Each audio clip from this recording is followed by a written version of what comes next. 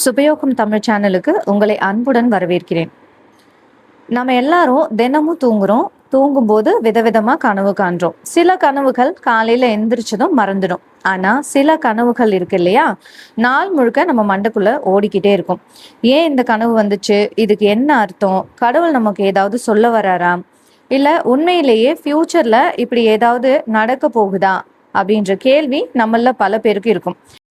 இன்னைக்கு வீடியோல மக்கள் அடிக்கடி காண்ற 15 முக்கியமான கனவுகளுக்கு நம்மளோட பாரம்பரிய நம்பிக்கைகள் என்ன சொல்லுது, அதே சமயம் அறிவியல் என்ன சொல்லுதுன்னு ரொம்ப விளக்கமா பார்க்க போறோம். ஆனா வீடியோக்குள்ள போகிறதுக்கு முன்னாடி ஒரு முக்கியமான விஷயம், இந்த வீடியோல நான் சொல்ல போற விஷயங்கள் எல்லாமே நம்ம முன்னோர்கள் சொன்ன பாரம்பரிய நம்பிக்கைகள், சில ஜோதிட நூல்கள், அப்புறம் பொதுவா மக்கள் மத்தியில் இருக்கிற கருத்துக்கள் அடிப்படையில தான். ஒரு கனவை வச்சு நம்மளோட வாழ்க்கைய 100% கணிக்க முடியாது. அதனால இதை ஒரு பயனுள்ள தகவலா, சுவாரஸ்யமான ஆன்மீக மற்றும் உளவியல் விழிப்புணர்வா மட்டும் எடுத்துக்கோங்க. ஃபர்ஸ்ட் கனவுனா என்ன, அது ஏன் வருது அப்படின்றத பார்க்கலாம். நம்ம முதல்ல புரிஞ்சுக்க வேண்டியது, நம்ம தூங்கும் போது நம்ம உடம்பு தான் ஓய்வெடுக்குது. ஆனா நம்மளோட மூளை தூங்குறதே கிடையாது. அது 24 மணி நேரமும் வேலை செஞ்சுக்கிட்டே தான் இருக்கும். நாள் முழுக்க நம்ம என்ன பார்க்குறோம், யார் கூட பேசுகிறோம், நமக்குள்ள இருக்கிற ஆசைகள், பயங்கள், மன அழுத்தம், இது எல்லாமே நம்மளோட ஆழ் மனசுல சப்கான்ஷியஸ் மைண்ட்ல போயிட்டு பதிஞ்சிடும். நம்ம தூங்கும்போது இந்த விஷயங்கள் எல்லாம் ஒரு சினிமா படம் மாதிரி ஓடுறது தான் கனவு. ஆனா நம்ம முன்னோர்கள் இதை வெறும் மனசோட கற்பனையா மட்டும் பார்க்கல. சில கனவுகள் நம்ம வாழ்க்கையில நடக்க போற மாற்றங்களை முன்கூட்டியே உணர்த்துற சைகைகள் அப்படின்னு நம்பினாங்க. அதனாலதான் கனவு சாஸ்திரம் அப்படின்னு ஒரு விஷயமே உருவாச்சு. எல்லா கனவுக்கும் பலன் இருக்கா, எந்த நேரத்துல வர கனவு பலிக்கும்? நிறைய பேர் கேட்குற கேள்வி, எனக்கு தினமும் கனவு வருது, எல்லாமே நடக்குமா அப்படின்னு கண்டிப்பா கேட்பாங்க. ஆனா அப்படி எதுவுமே கிடையாதுங்க. நம்ம ராத்திரி சாப்பிட்ட சாப்பாடு செரிக்கலைன்னா கனவு வரும், உடம்பு டயர்டா இருந்தா கனவு வரும், ஆஃபீஸ்ல டென்ஷன், தூங்குனா கனவு வரும். இது எல்லாம் சும்மா வந்துட்டு போறது, இதுக்கெல்லாம் பலனே கிடையாது. ஆனா நம்மளோட முன்னோர்கள் ஒரு கணக்கு வச்சிருந்தாங்க. ராத்திரி தூங்கின உடனே வர கனவுகள் பெரும்பாலும் நம்மளோட அன்றாட நினைவுகளோட வெளிப்பாடு.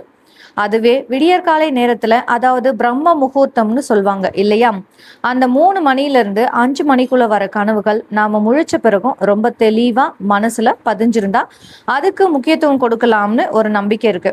ஆனா இதுக்கு அறிவியல் பூர்வமான ஆதாரம் எதுவும் இல்லை. இது ஒரு பாரம்பரிய நம்பிக்கை மட்டும்தான்.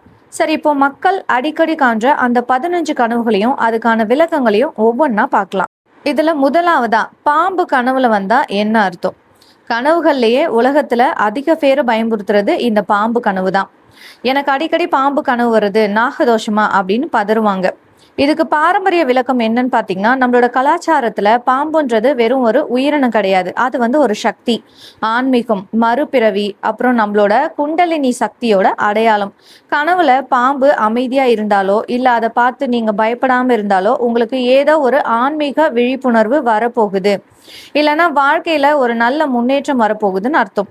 சில பேர் குலதெய்வ வழிபாடு விடுபட்டிருந்தா பாம்பு கனவு வரும்னு சொல்லுவாங்க. சமநிலையான பார்வையில பார்த்தோம்னா, அதுவே பாம்பு உங்களை துரத்துற மாதிரி, கடிக்க வர மாதிரி கனவு வந்தா நிஜ வாழ்க்கையில நீங்க ஏதோ ஒரு பெரிய பிரச்சனையோ இல்ல ஒரு நபரையோ எதிர்கொள்ள பயந்து ஓடிக்கிட்டு இருக்கீங்கன்னு அர்த்தம். உங்களோட அந்த மன அழுத்தம் தான் கனவுல பாம்பா உங்களை துரத்துது. ரெண்டாவதா பாத்தீங்கன்னா, தண்ணீர் கனவுல வந்தா என்ன அர்த்தம்? தண்ணீர் அப்படின்றது நம்ம வாழ்க்கையோட உணர்ச்சிகளோட அடையாளம். நீங்க கனவுல ரொம்ப தெளிவான சுத்தமான தண்ணீரையோ இல்ல ஒரு குளம், நதி சாந்தமா ஓடுறதையோ பார்த்தீங்கன்னா அது ரொம்ப நல்லது. உங்க மனசு சுத்தமா போகுது, மன அமைதி கிடைக்க போகுது, வாழ்க்கையில புதிய வாய்ப்புகள் வரப்போகுதுன்றதுக்கு அர்த்தம். ஆனா அதுவே அழுக்கு தண்ணி, சாக்கடை தண்ணி, இல்லைன்னா சுனாமி மாதிரி வெள்ளம் ஊரையே அடிச்சுட்டு போற மாதிரி பயங்கரமான கனவு வந்தா உங்க மனசுக்குள்ள ஏதோ ஒரு பெரிய உணர்ச்சி போராட்டம் ஓடிக்கிட்டு இருக்குன்னு அர்த்தம். அதிகப்படியான கோபம், கவலை, இல்லைன்னா வாழ்க்கையில உங்க கட்டுப்பாட்டை மீறி ஏதோ நடக்குது அப்படின்ற பயத்தோட வெளிப்பாடுதான் இந்த கொந்தளிப்பான தண்ணீர். மூணாவதா, கோவில் இல்லாட்டி சாமி சம்பந்தமா கனவுல வந்தா, கோவில், சர்ச்சு, மசூதி, இல்லைன்னா தீபம் ஏத்துறது, சாமி கும்பிடுற மாதிரி கனவு வந்தா மனசுக்கு ரொம்ப நிறைவா இருக்கும். இது ஒரு மிகப்பெரிய நேர்மறையான கனவு.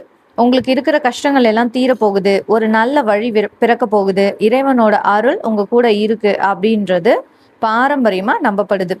உளவியல் ரீதியா பார்த்தீங்கன்னா, நீங்க நிஜ வாழ்க்கையில ஒரு பெரிய குழப்பத்துல இருக்கும்போது மன அமைதியை தேடி உங்களோட ஆழ் மனசு உருவாக்குற ஒரு நிம்மதியான சூழல் தான் இந்த சாமி கனவு. இதை ஒரு பாசிட்டிவ் எனர்ஜியா எடுத்துக்கிட்டு உங்களோட வேலைகளை நீங்க தைரியமா செய்யலாம். அடுத்ததான் 4வதா இறந்தவர்கள் கனவுல பார்த்தா, இறந்து போன நம்மளோட தாத்தா பாட்டி இல்லைன்னா நமக்கு பிடிச்சவங்க கனவுல வந்தா சில பேருக்கு அழுக வரும், சில பேருக்கு பயம் கூட வரும். இறந்து போனவங்க கனவுல வந்து நம்மள ஆசிர்வதிக்கிற மாதிரி இல்ல அமைதியா நின்று பாக்குற மாதிரி இருந்தா அது ரொம்ப நல்லது. அவங்களோட ஆசி நமக்கு இருக்குன்னு அர்த்தம். ஒருவேளை அவங்க அழுதுகிட்டே இல்ல கோபமாவோ இருந்தா அவங்களுக்கு செய்ய வேண்டிய கடமைகளை நம்ம சரியா செய்யல அப்படின்ற ஒரு குற்ற உணர்ச்சி நமக்குள்ள இருக்கலாம். உண்மை என்னன்னா நாம அவங்கள ரொம்ப மிஸ் பண்றோம். அவங்க மேல வச்சிருக்கிற பாசம் நம்ம மனசுல ஆழமா இருக்கு. அதனாலதான் அவங்க நம்ம கனவுல வர்றாங்க. இதை பார்த்து நீங்க பயப்பட வேண்டியது தேவையில்லை. 5வதா குழந்தை கனவில் வந்தா, ஒரு சின்ன குழந்தை சிரிக்கிற மாதிரியோ இல்லாட்டி குழந்தைய தூக்குற மாதிரியோ கனவு வந்தா என்ன அர்த்தம்? பாரம்பரியமா இதுக்கு விளக்கம் பார்த்தீங்கன்னா, குழந்தைனாலே ஒரு புது வரவு, புது ஆரம்பம், உங்களுக்கு ஒரு புது வேலை கிடைக்கலாம், புது பிஸ்னஸ் ஸ்டார்ட் பண்ணலாம், இல்ல உங்களோட லைஃப்ல ஒரு புது சாப்டர் வந்து ஓப்பன் ஆக போகுதுன்னு அர்த்தம். சமநிலையா இதை பார்த்தோம்னா உளவியல் படி குழந்தைன்றது நம்மளோட மனசுக்குள்ள இருக்கிற இன்னோசன்ஸ், அதாவது அந்த கள்ளங்கப்படம் இல்லாத குணம், அப்புறம் நம்ம கிட்ட இருக்கிற கிரியேட்டிவிட்டியை இது குறிக்குது. 6வதா காரணங்கள் பார்த்தீங்கன்னா, உயரத்துல இருந்து கீழே விழுறது போல ஒரு கனவு வந்தா, திடீர்னு ஒரு மலையில இருந்தோ இல்ல பில்டிங்ல இருந்தோ கீழே விழுற மாதிரி கனவு வந்தா அப்படியே கை கால் உதறிக்கிட்டு முழிச்சிருவோம். இது எல்லாருக்குமே பெரும்பாலும் நடந்திருக்கும். இதுக்கு அறிவியல் ரீதியா ஒரு காரணமே இருக்குங்க. இதை வந்து ஹிப்னிக் ஜெர்க் அப்படின்னு வந்து சொல்லுவாங்க.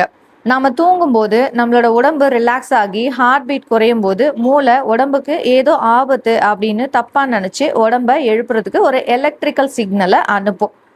அதுதான் நமக்கு கீழே விழுற மாதிரி ஃபீல் தருது.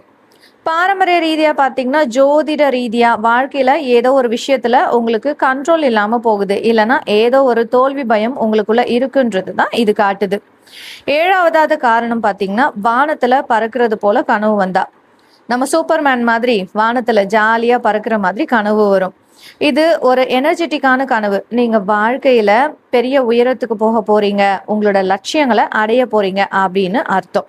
உங்களுக்குள்ள இருக்கிற சுதந்திர உணர்வு, ஏதோ ஒரு கட்டுப்பாட்டுல இருந்து நீங்க ரிலீஸ் ஆகி சுதந்திரமா பறக்கணும்னு ஆசைப்படுறீங்க இல்லையா, அதோட வெளிப்பாடு தான் இது. ஆனா பறக்கும்போது பயமா இருந்தா லைஃப்ல வர வேகத்தை பார்த்து நீங்க பயப்படுறீங்கன்னு அர்த்தம். நண்பர்களே, இது வரைக்கும் 7 கனவுகள் பார்த்தாச்சு. இப்போ மீதி இருக்கிற 8 சுவாரஸ்யமான கனவுகளை பார்க்கலாம். இதுல பல கனவுகள் நீங்க கண்டிப்பா கண்டிருப்பீங்க. 8வதா பாத்தீங்கன்னா, பல் விழுறது போல ஒரு கனவு வந்தா என்ன அர்த்தம்? ஐயோ, பல் விழுந்தா சொந்தக்காரங்கள்ல யாருக்காவது உடம்பு முடியாம போகும்னு சொல்றாங்களே, நிஜமா அப்படின்னு நிறைய பேர் பயப்படுறாங்க. சில பழைய நம்பிக்கைகள்ல அப்படி சொல்றது உண்டுதான், ஆனா அது 100% உண்மை கிடையாது. உளவியல் வல்லுநர்கள் என்ன சொல்றாங்கன்னா, பல் விழுற கனவுன்றது நம்மளோட தன்னம்பிக்கை குறைவை குறிக்குது. மற்றவங்க முன்னாடி நம்ம அழகா இல்லையோ இல்ல நம்ம சரியா பேசலையோ அப்படின்ற கவலை, அப்புறம் நமக்கு வயசாகிட்டே போகுது அப்படின்ற ஒரு பயம், இதனாலதான் இந்த கனவு வருது. ஸோ இதை நினைச்சு யாருமே பயப்பட வேணாம். 9வதா பாத்தீங்கன்னா, பணம் கிடைக்கிறது போல கனவு வந்தா, திடீர்னு கனவுல ஒரு பெட்டி நிறைய பணம் இருக்கிற மாதிரியோ இல்ல யாரோ கட்டுக்கட்டா காசு தர மாதிரியோ கனவு வரும். பாரம்பரியமா பாத்தீங்கன்னா, கனவுல வர பணம் வந்தா செல்வம் மட்டும் வராதுங்க, உங்களுக்கு ஒரு பெரிய மதிப்பும் மரியாதையும் வரப்போகுது அப்படின்னு அர்த்தம். உங்களை தேடி நல்ல வாய்ப்புகள் வரலாம். ஆனா நிஜ உலகத்துல பண தேவை அதிகமா இருக்கும் போதோ இல்ல பணத்தை பத்தின கவலை மனசுல ஓடிட்டு இருக்கும் போதோ இந்த கனவு வர்றது சகஜம். கனவுல பணம் வந்துருச்சுன்னு மறுநாளே போயிட்டு லாட்ரி சீட்டோ இல்ல தேவையில்லாத ஆன்லைன் கேம்ஸ்லயோ காசை போற்றாதீங்க. 10வதா நெருப்பு கனவுல வந்தா என்ன அர்த்தம்? நெருப்புக்கு 2 முகம் இருக்குங்க. ஒரு சின்ன விளக்கு எரியிற மாதிரியோ இல்ல யாகம் நடக்கிற மாதிரியோ கனவு வந்தா அது உங்களோட அறியாமை நீங்கி நல்ல அறிவு, ஞானம், தெளிவு கிடைக்க போகுதுன்னு அர்த்தம். அதுவே ஒரு வீடே தீப்பிடிச்சிட்டு எரியிற மாதிரி கட்டுக்கடங்காத தீய பார்த்தீங்கன்னா, உங்களுக்குள்ள இருக்கிற கட்டுப்படுத்த முடியாத கோபம், ஏமாற்றம் இல்லைன்னா ஒரு பெரிய மன அழுத்தத்தை அது குறிக்குது. உங்களை நீங்களே அமைதிப்படுத்திக்கணும்னு உங்களோட மனசு சொல்லுது. அடுத்ததா 11வதா பாத்தீங்கன்னா, யானை கனவுல வந்தா என்ன அர்த்தம்? யானைனாலே கம்பீரம், அழகு. பாரம்பரிய விளக்கமா பாத்தீங்கன்னா, நம்ம ஊர்ல யானைய விநாயகரோட வடிவமா மங்களகரமான குறியீடா பார்ப்போம். கனவுல அமைதியான யானையை பார்த்தா உங்களுக்கு ஒரு பெரிய பொறுப்பு வரப்போகுது, அரசாங்க வழியில லாபம் கிடைக்கலாம், இல்லைன்னா சமுதாயத்துல ஒரு பெரிய அந்தஸ்து கிடைக்க போகுதுன்னு அர்த்தம். சமநிலையா பார்த்தோம்னா யானை எப்படி பொறுமையோ அதே சமயம் பலமா இருக்கோ அதே மாதிரி உங்ககிட்டயும் ஒரு பெரிய இன்னர் ஸ்ட்ரென்த் இருக்குன்றத இது காட்டும். 12வதா பசுமாடு கனவில் வந்தா. கோமாதா அப்படின்னு சொல்லப்படுற பசுமாடு கனவுல வந்தா பசுமாடு வர குடும்பத்துக்கு ரொம்ப ரொம்ப நல்லது. வீட்டில் லட்சுமி கடாட்சம் பெருகும், சுப காரியங்கள் நடக்கும், வளம் கொழிக்கும்னு கனவு சாஸ்திரத்துல சொல்லப்பட்டிருக்கு. குறிப்பா பசு தன்னோட கன்றுக்கு பால் கொடுக்குற மாதிரி பார்த்தா அது ஆக சிறந்த நற்பலனை கொடுக்குங்க. அடுத்ததா 13வதா திருமணம் நடக்கிற மாதிரி கனவு வந்தா. எனக்கே கல்யாணம் ஆகுற மாதிரி கனவு வந்தது, ஆனா எனக்கு இன்னும் வரனே அமையல அப்படின்னு சொல்றாங்க இல்லைங்களா? கனவுல கல்யாணம் நடக்கிற மாதிரி இருந்தா உடனே நிஜத்துல கல்யாணம் நடக்கணும்னு அர்த்தம் இல்லை. வாழ்க்கையில நீங்க ஒரு புது கமிட்மெண்ட்குள்ள போக போறீங்கன்னு அர்த்தம். ஒரு புது வேலை இல்லைன்னா ஒரு புது பிஸ்னஸ் பார்ட்னர்ஷிப்பு இந்த மாதிரி ஏதோ ஒரு பெரிய பொறுப்பை நீங்க ஏத்துக்க போறீங்கன்றதோட குறியீடு தான் இந்த கல்யாண கனவு. அடுத்ததா 14வதா மலை ஏறுறது போல கனவு. நீங்க கஷ்டப்பட்டு ஒரு பெரிய மலை மேல ஏறி போய்கிட்டு இருக்கீங்க அப்படின்னு பாத்தீங்கன்னா இது உங்களோட முயற்சி மற்றும் உழைப்பை குறிக்குது. நீங்க மலையோட உச்சியை அடைஞ்சிட்டீங்கன்னா நீங்க நினைச்ச காரியம் கை கூட போகுது, உங்களோட லட்சியத்தை அடைய போறீங்கன்னு அர்த்தம். ஒருவேளை மலையில ஏற முடியாம நடுவுல வழுக்கி விழுகிற மாதிரி இருந்தா நீங்க செய்யற காரியத்துல ஏதோ தடை இருக்கு, அதை சரி பண்ணணும்னு உங்களோட ஆழ் மனசு உங்களுக்கு எச்சரிக்கை பண்ணுது. 15வதா பார்த்தீங்கன்னா பரீட்சைக்கு லேட்டா போற மாதிரி இல்லாட்டி எக்ஸாம்ஸ்ல ஃபெயில் ஆகுற மாதிரி கனவு வந்தா இது ஸ்கூல் காலேஜ் படிக்கிறவங்களுக்கு மட்டும் வராதுங்க. படிச்சு முடிச்சு 10 வருஷம் ஆஃபீஸ்ல வேலை பார்க்குறவங்களுக்கு கூட இந்த கனவு வரும். இது முழுக்க முழுக்க 100% ஒரு சைக்காலஜிக்கல் கனவு.